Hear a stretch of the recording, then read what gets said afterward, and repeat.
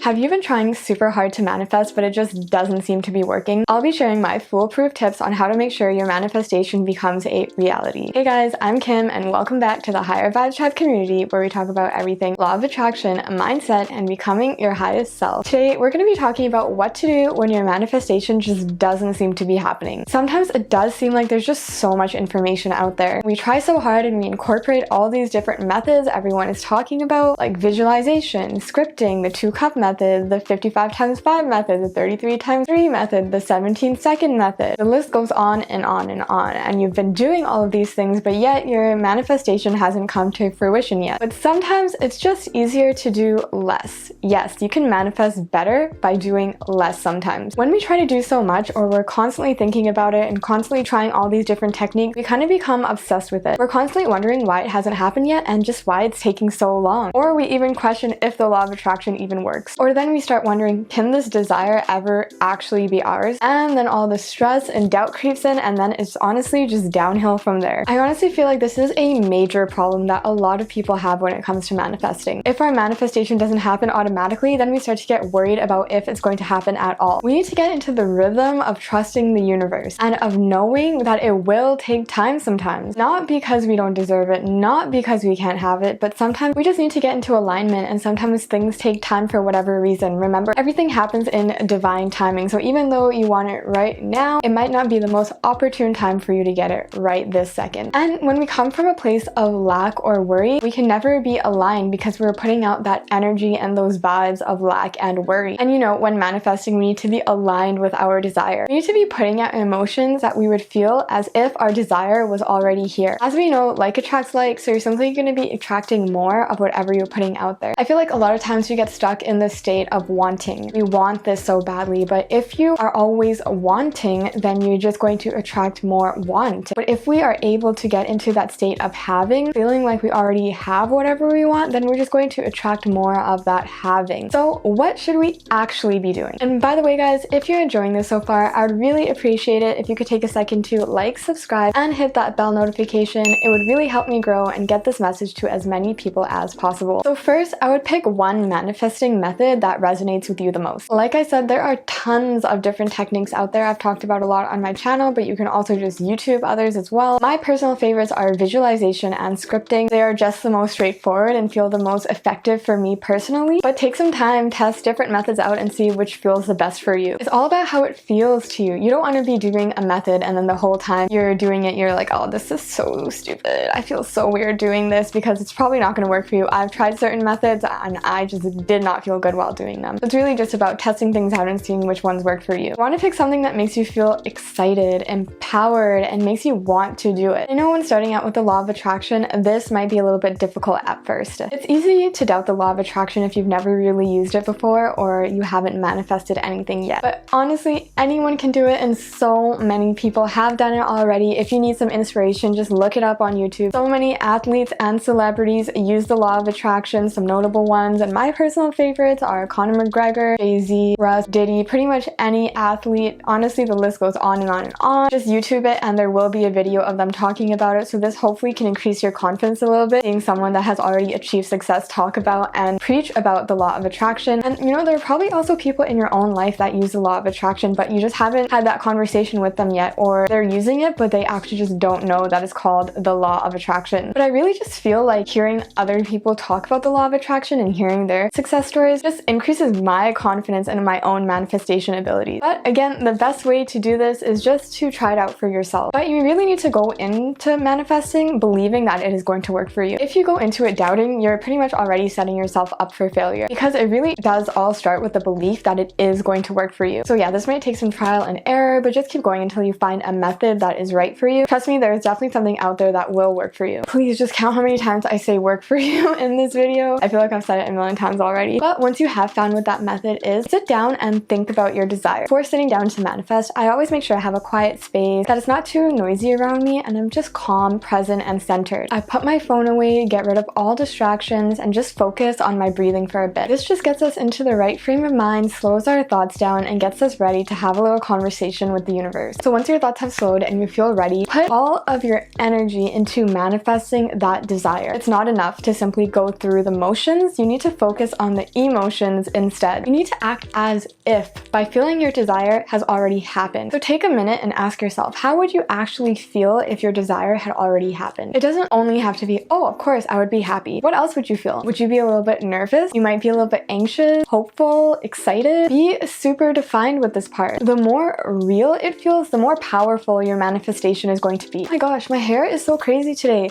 This is after I put like frizzy stuff on it. This is just how it is, guys. But yeah, don't mistake only needing to be happy. I feel like a lot of people get stuck there. We want to encompass all of the emotions we would be feeling, not just the best ones, because this will make it feel as real as possible.